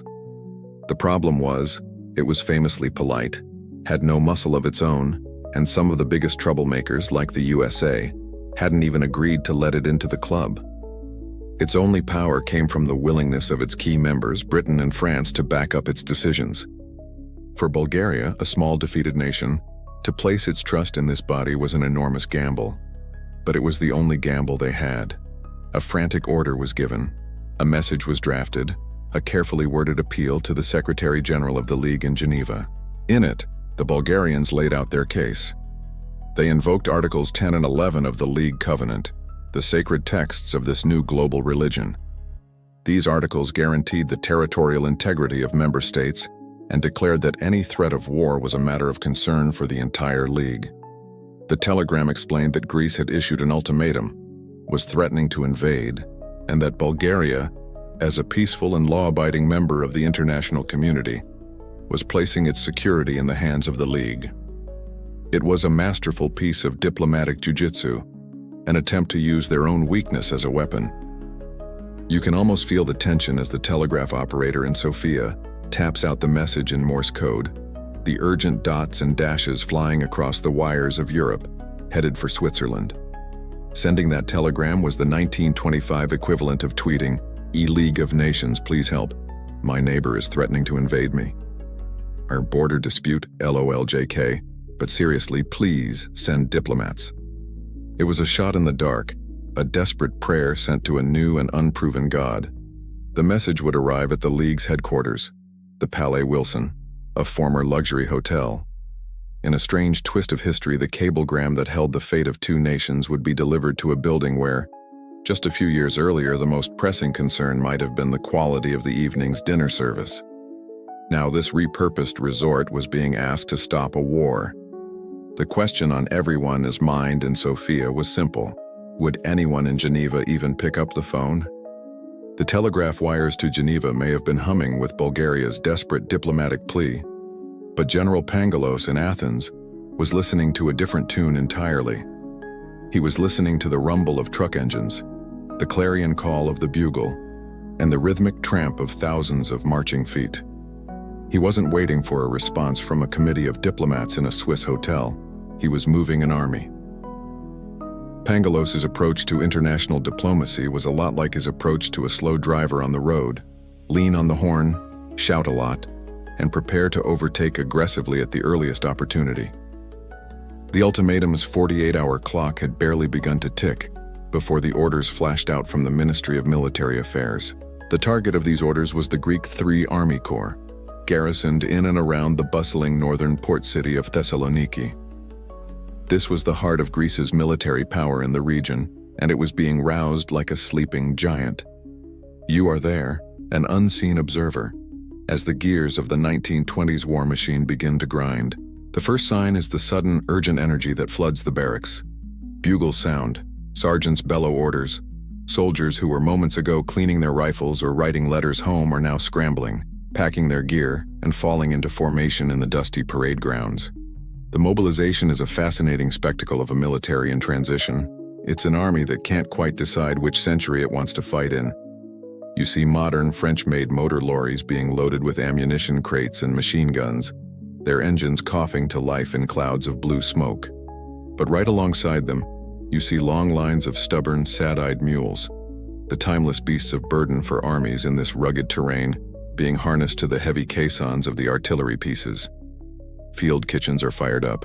Staff cars race between headquarters, and the whole city of Thessaloniki seems to hold its breath, sensing the sudden shift in the political weather. Among the soldiers, you see the distinctive figures of the EV zones, the elite light infantry. They are a striking, almost surreal sight. While the regular soldiers wear drab khaki, the EV zones are in their traditional uniform, with the pleated white fustanella or kilt, and the famous sarouchia, sturdy leather shoes tipped with large black woolen pom-poms. This isn't just for show. It's a symbol of Greek fighting pride. There's a persistent, quirky legend that the pom-poms once served a purpose, concealing a small, sharp blade for desperate, close-quarters fighting. Whether true or not, it adds to their formidable mystique. Seeing them assemble for war is like watching a scene from a historical epic crash into the modern world. As the sun begins to set, the columns form up. The long lines of men and machines begin their slow, deliberate march north, out of the city, and onto the rough roads leading towards the Bulgarian border. The 48-hour deadline on the ultimatum wasn't so much a deadline as it was a head start. Greece was already lacing up its running shoes before the starting pistol had even been fired. This mobilization was not a bluff. It was a clear, unambiguous statement of intent. Pangalos was fully prepared to invade the moment the ultimatum expired, and he wanted his forces in position, ready to strike. Historians still argue whether Pangalos's military objective was a limited punitive expedition to seize the town of Petrich and humiliate the Bulgarians, or if he harbored a grander, more reckless ambition of marching on Sofia itself. To the soldiers on the road, such grand strategy is irrelevant. They have been told a simple, powerful story. The Bulgarians, in a cowardly act of aggression, have murdered their brothers in arms. Their duty is now to avenge that insult and defend the honor of the motherland. As they march through the cool autumn night, their mood is a potent cocktail of patriotic fervor, nervous excitement, and a gnawing, unspoken fear. The dust from the road cakes their faces. The jingle of their equipment and the low rumble of the trucks is the soundtrack to the final hours of peace. They are the instruments of their dictator's will, a hammer that is about to fall on their unsuspecting neighbor. The final grains of sand in the 48-hour hourglass run out. The deadline on the Greek ultimatum, October 22, 1925, expires not with a flurry of diplomatic notes from Sofia, but with the deafening, percussive roar of an artillery barrage on the border. The ultimatum didn't so much expire as it detonated. It was less of a time's up and more of a bombs away. The hammer falls. You are there, in the cold, misty dawn of the Bulgarian frontier. From the Greek side of the border, the big guns that had been hauled into position over the last 2 days open up. These are mostly World War I-era pieces, French-made Schneiders and German Krupps, squat, ugly machines designed for one purpose, to turn landscapes and lives into rubble. Firing them is a brutal physical act. The gun crews, many of whom likely suffered from the chronic hearing loss known as artilleryman's ear, work in a synchronized, violent ballet. They heave the heavy shells into the breeches, slam them shut, and yank the lanyards. Each shot is a deafening concussion that rips through the air and shakes the very ground, a man-made thunderclap that announces the arrival of industrial-scale violence. The shells arc high over the valley, their journey marked by a faint, high-pitched whistle that grows steadily louder, a sound that paralyzes anyone on the receiving end with a primal, helpless dread. They rain down on the Bulgarian border outposts, on key roads, and on the outskirts of the primary objective, the small market town of Petric. Explosions throw fountains of dirt, rock, and shrapnel into the air. The flimsy stone watchtowers where this all began are obliterated. The bombardment is not particularly long or intense by the standards of the Great War, but it is more than enough to shatter the Bulgarian defenses and the morning peace. Then, through the lingering smoke and the morning mist, the infantry advances. This is not a single frantic soldier chasing his dog. This is the Greek army. Platoon after platoon of soldiers, bayonets fixed to their rifles, cross the invisible line. They move with a grim, practiced discipline, using the contours of the land for cover, their officers directing them with sharp whistles and hand signals. They are met with only sporadic, token resistance. The Bulgarian government, in a move that was either brilliantly strategic or simply a recognition of reality, had ordered its troops not to engage in a pitched battle. They were to fire a few rounds and fall back. Historians still argue whether this order to offer only token resistance was a brilliant diplomatic strategy to play the victim for the League of Nations, or a simple military necessity, given the overwhelming superiority of the Greek forces. Either way, the result is the same. This wasn't so much a battle as it was a heated argument where one side had a megaphone and a baseball bat, and the other had a strongly worded letter and a sincere hope that someone would call the police. The Bulgarian border guards, hopelessly outnumbered and outgunned, retreat in the face of the Greek advance. The Greek army pushes forward, fanning out, securing the border pass and the surrounding hills. By midday, they are entering the first Bulgarian villages. The scene is eerie. The civilians, warned by the sound of the guns, are either hiding in their cellars or have already fled into the hills. The villages are ghost towns, the streets empty, save for a few stray chickens pecking in the dirt and the columns of Greek soldiers marching through. The soldiers are tense, wary of snipers or booby traps, their boots echoing on the cobblestones. They are now an army of occupation on foreign soil, and so begins the armed conflict known to history, with a beautiful, ironic absurdity, as the War of the Stray Dog. It is, without question, the most serious international crisis ever to be named after a minor inconvenience involving a pet. The Greek flag is soon raised over the occupied territory. For General Pangalos, this is the swift, decisive victory he craved, a restoration of Greek honor. But for the people of Petric, and for the diplomats in Geneva, it is the beginning of a nightmare. A war is never just about soldiers and flags on a map. The lines drawn by generals and the ultimatums written by politicians are abstract. For the people on the ground, the nightmare is immediate, personal, and visceral. You must now leave the perspective of the soldiers and see this invasion through the eyes of those it was truly inflicted upon. You are a civilian in the Bulgarian town of Petrich. You've just been unwillingly cast in the lead role of a new play called Geopolitical Disagreement, and your home has been chosen as the stage. There will be no applause. Your day started like any other. The morning market was opening, the smell of bread was in the air.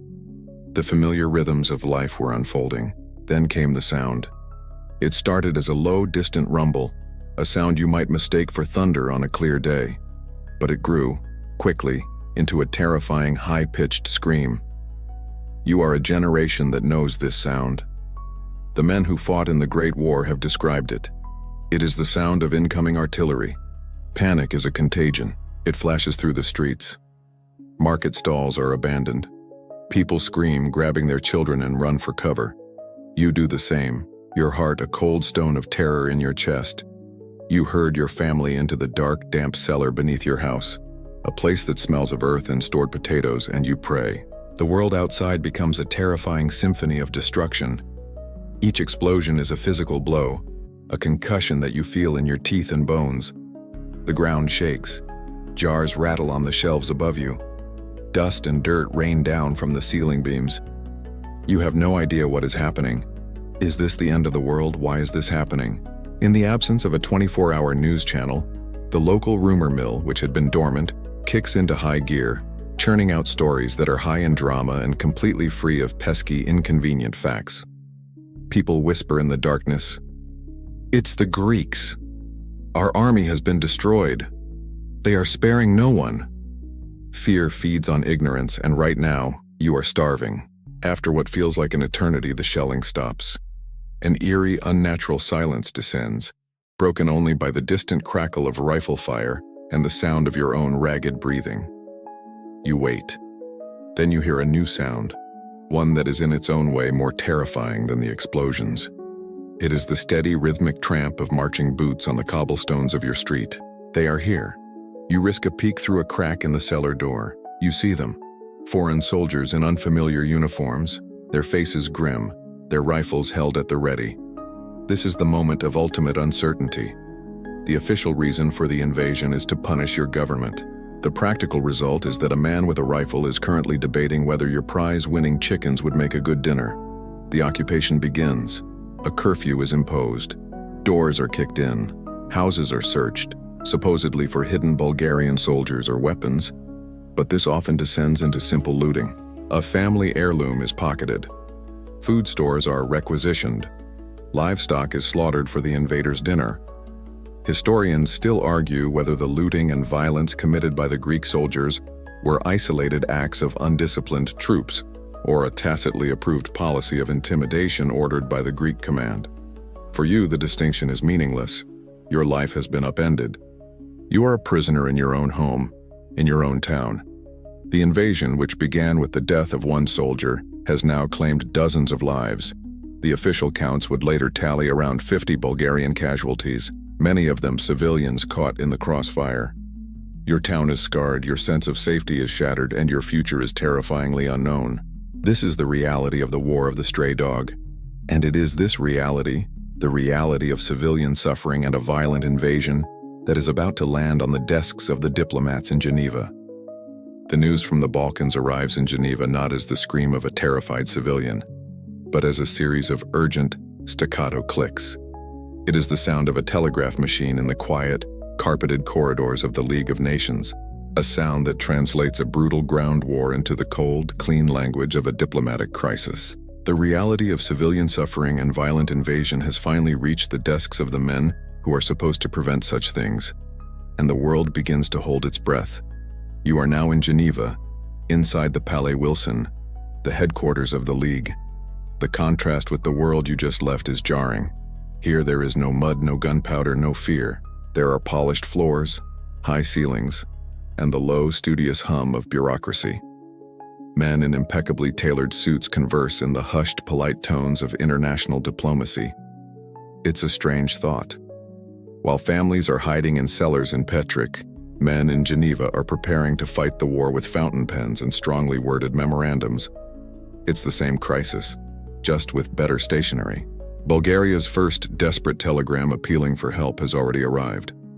But now it is followed by a second, far more frantic message, its language stripped of diplomatic niceties.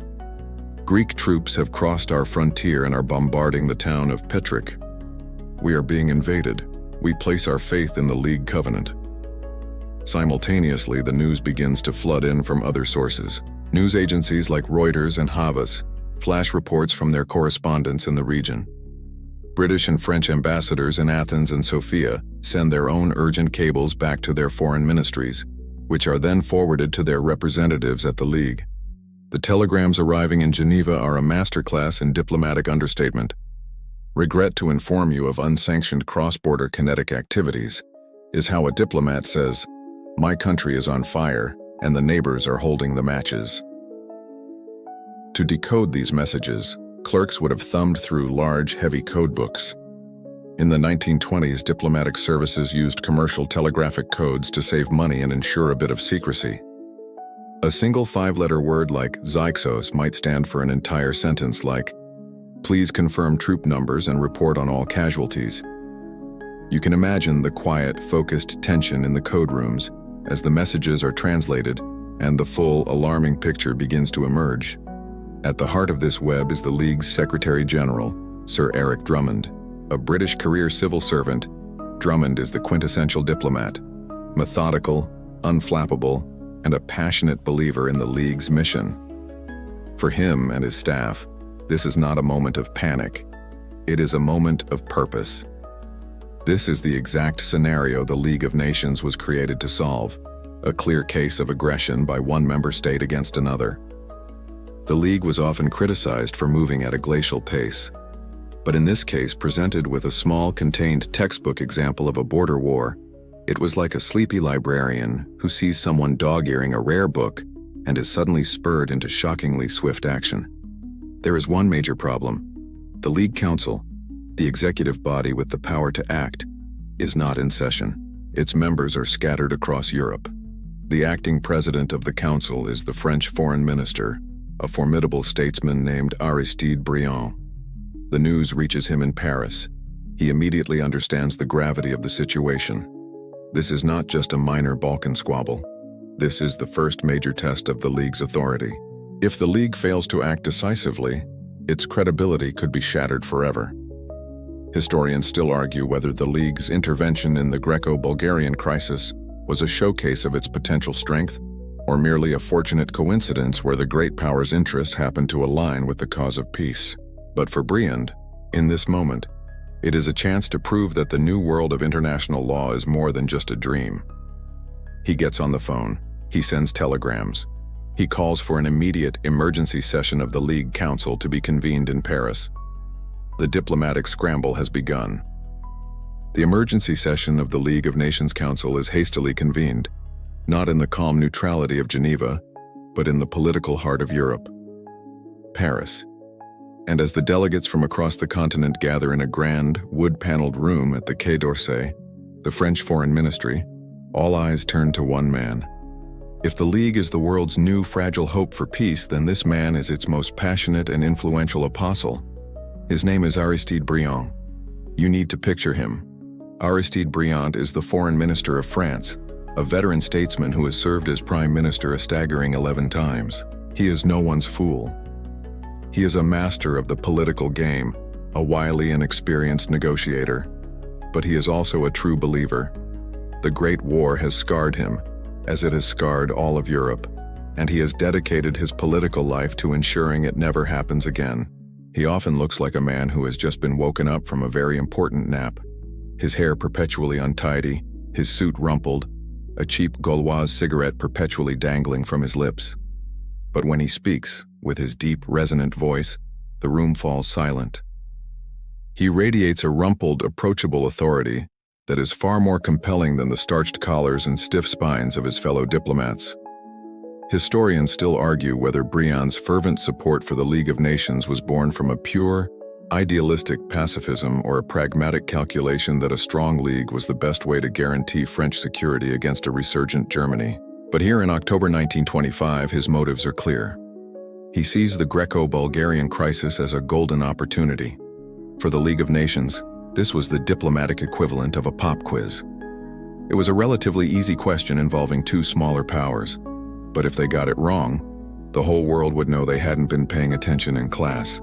If the League could stare down an aggressor, stop a war, and impose a peaceful settlement, it would send a message across the globe. The League was not just a talking shop, it had teeth. Briand takes his seat as the acting president of the council. The room is a study in controlled tension. You see the British representative, Austen Chamberlain, a tall, severe figure with a monocle. You see the Italian and Japanese delegates. And then, the doors open, and the representatives for Greece and Bulgaria are shown in. They are seated at the same table but are separated by a chasm of national hatred. The air crackles with animosity.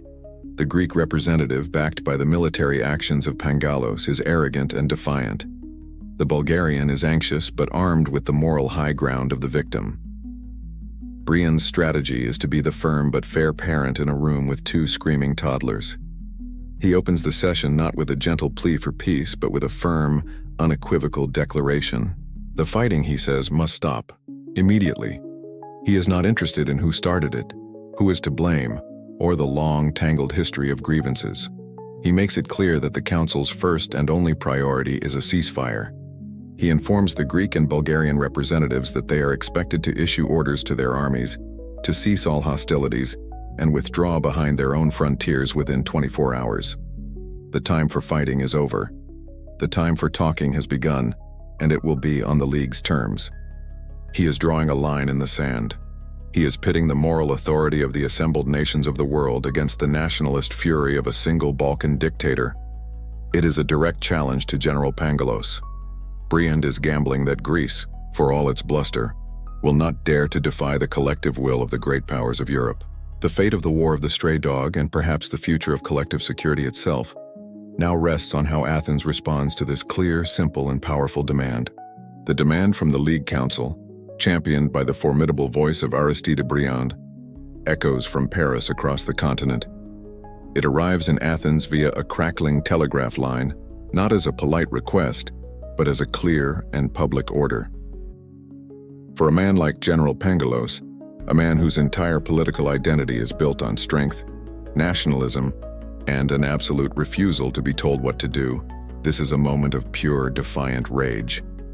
You are back in the dictator's office. The mood is no longer triumphant. It is stormy. Pangalos paces the floor, a caged tiger, the offending telegram crumpled in his fist. Who are these meddling diplomats in Paris? These bureaucrats in their stuffy wood-paneled rooms? Who are they to tell Greece how to defend its honor? He is winning. His army has performed flawlessly. His troops are on Bulgarian soil, punishing an enemy that had murdered a Greek officer in cold blood. He has the upper hand. And now, this League of Nations is ordering him to stop, to retreat, to throw away his victory. For Pangalos, receiving an order from the League was like getting a complaint from the Homeowners Association, telling him his glorious military victory was ruining the neighborhood's lawn. It was an infuriating, insulting distraction from the main event. His initial response is to scoff. He rants to his ministers. He tells them this is an unacceptable infringement on Greek sovereignty. He instructs his representative in Paris to stand firm, to argue Greece's case. And the case he presents is a telling one, based on a very recent, very painful precedent. He points to the Corfu incident of 1923.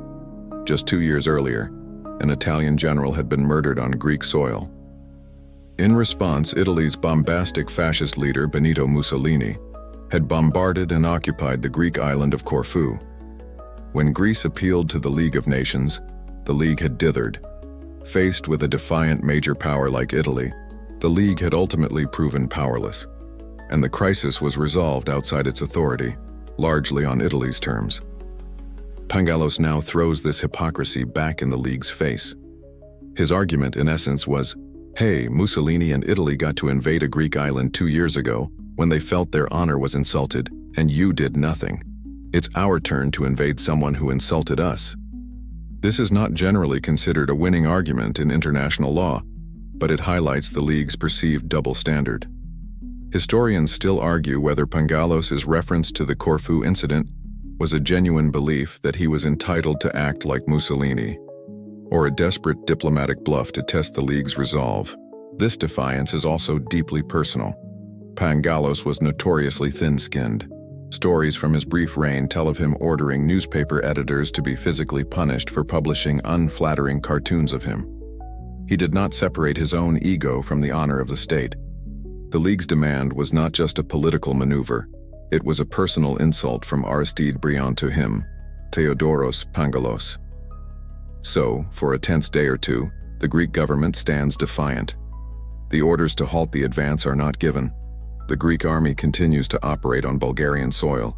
The world watches. Will he do it? Will this tin-pot dictator from a small Balkan nation dare to defy the collective will of Britain, France, and the other great powers?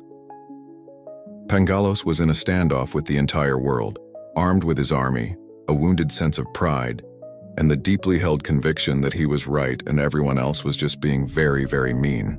But even as he fumes and blusters, a new and far more persuasive message is making its way to Athens. It has nothing to do with international law or moral authority. It has to do with money. While Aristide Briand was making grand speeches about international law in Paris, the real work, the work that would truly end this war, was being done behind the scenes. It was happening in the quiet, calculating halls of the British Foreign Office in London and the French Ministry of Finance in Paris, because this is where the true power of the League of Nations lay. It was not in its noble covenant or its moral authority. It was in the overwhelming financial and military might of its most powerful members.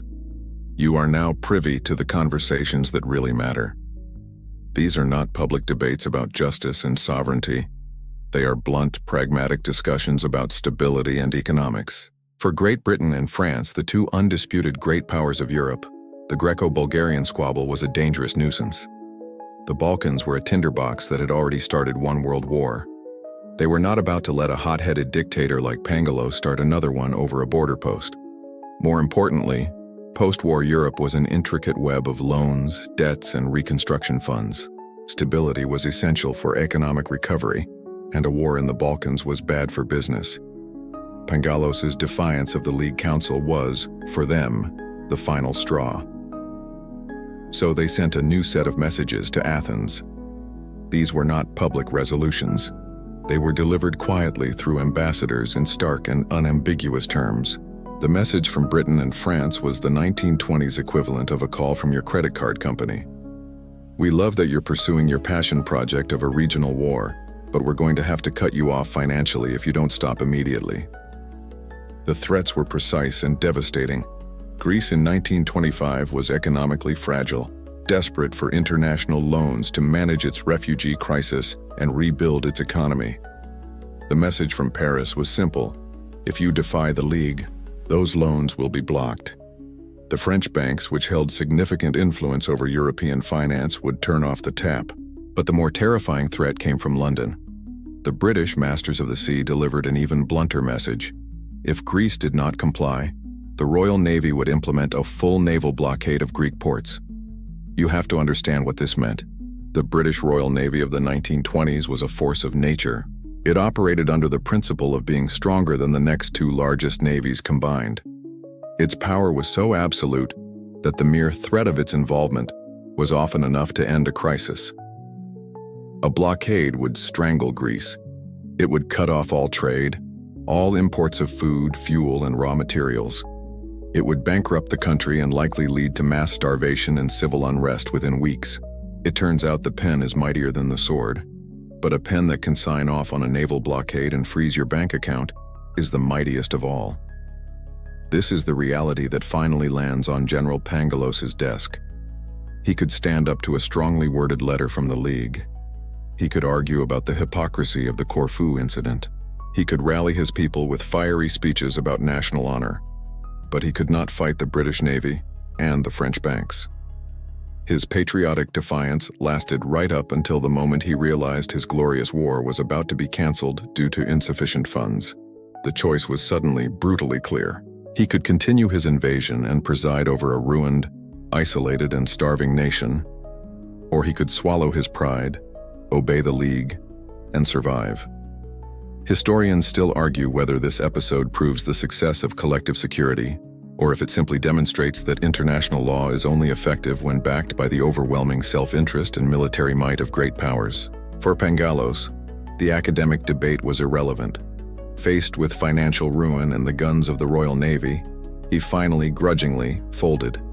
The order was given. The Greek army was to cease all hostilities and prepare to withdraw from Bulgarian territory. The War of the Stray Dog was, for all intents and purposes, over. An order to withdraw is one thing. The messy, humiliating reality of untangling two armies and settling the damages is another. The war may have been over, but the accounting had just begun. And the bill, much to the fury of General Pangalos, was about to be sent directly to Athens. You watch as the Greek soldiers, who just days before had marched north filled with patriotic purpose, receive the bewildering order. They are to withdraw. The soldiers are confused, their morale deflated. They had won. They had pushed back the treacherous Bulgarians, occupied their towns, and avenged their fallen comrades. Now, a committee of foreigners in a faraway city was telling them to pack up and go home. The Greek soldiers marched back across the border, their expressions a mixture of frustration and shame. They were an army that had won every engagement, but had somehow lost the war. As the Greek troops leave, a new group of foreigners arrives. This is the League of Nations Commission of Inquiry, a delegation of British, French, and Italian officers and diplomats sent to the scene of the crime to act as impartial detectives. You can picture them, men in crisp uniforms and smart suits, looking utterly out of place as they pick their way through the muddy, shell-pocked streets of Petrich. They are here to establish the facts. The League's investigators arrived to sort out the truth, a task made slightly difficult by the fact that the two main witnesses to the very first event were a dead man and a dog, who, if he could be found, would have very little to say on the matter. The commission is meticulous. They interview Greek and Bulgarian officers. They take sworn testimony from Bulgarian villagers about property damage and civilian casualties. They count bullet holes. They assess the damage from the artillery bombardment. They follow strict protocols of impartiality, ensuring representatives from both nations are present during all inspections. After several weeks of investigation, they return to Geneva and submit their report. The verdict is a stunning and unequivocal rebuke of Greece. The report acknowledges the chaotic nature of the initial border shootings, but it concludes that Greece's response, the ultimatum and the full-scale military invasion, was a completely unjustified and disproportionate act of aggression. It was a violation of the League of Nations Covenant, which all member states had sworn to uphold. Greece, the report declared, was the aggressor. Based on this finding, the League Council delivered its final judgment. Greece was ordered to pay a significant indemnity to Bulgaria to compensate for the material damage, the loss of life, and the general suffering caused by its invasion.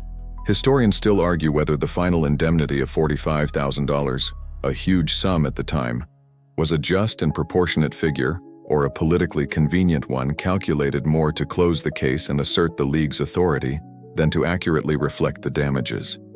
The irony of this outcome is almost poetic. The crisis had begun with Greece issuing a thunderous ultimatum demanding 2 million French francs from Bulgaria. It now ended with Greece being forced to pay $45,000 to Bulgaria. Pangalos's grand, violent gesture to restore his nation's honor had backfired spectacularly. His country was now internationally recognized as a belligerent aggressor and was publicly shamed into paying reparations to its hated rival. In the end, Greece was presented with a bill for its illegal war. It was the international equivalent of being fined for throwing a wild party that wrecked your neighbor's house and also being made to pay for their therapy. The incident was over. The guns were silent. But the story and its strange lesson was now a permanent part of the historical record. And so the guns fall silent, the soldiers return to their barracks, and the diplomats in Paris and Geneva pack their leather briefcases, quietly congratulating themselves on a job well done. The war of the stray dog, the incident at Petrich, fades from the newspaper headlines and begins its slow journey into the footnotes of history. But as you pull your focus back, looking at the event not as a moment-to-moment crisis but as a complete, self-contained story, you have to ask, what is the legacy of this bizarre, tragic, and almost comical conflict? For a brief, shining moment, this was the League of Nations' finest hour. It was a spectacular success. The system, this new, hopeful architecture of peace, had worked just as intended. A clear act of aggression had been identified, the international community had been mobilized, and a war had been stopped in its tracks through diplomatic pressure, not military force. The incident became a textbook case study, a story told in universities and foreign ministries as proof that a new age of international law had dawned. For a moment, the League looked like the real deal.